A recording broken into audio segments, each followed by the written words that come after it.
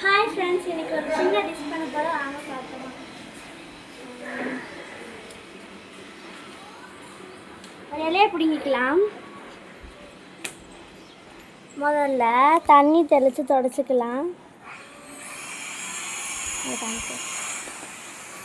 இப்போ இந்த இலையை கொஞ்சம் தண்ணி ஊற்றிக்கலாம்.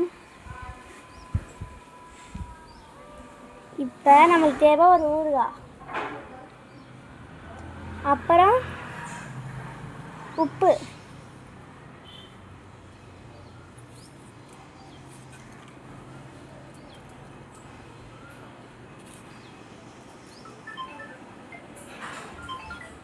மிளகாத்தூள் போட்டுக்கலாம்.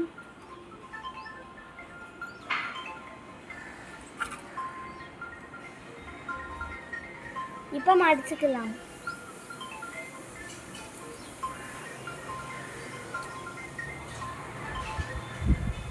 இந்த டிஷ்ஷை செஞ்சு பார்த்து சாப்பிட்டு பாருங்க. பாய் பாய்.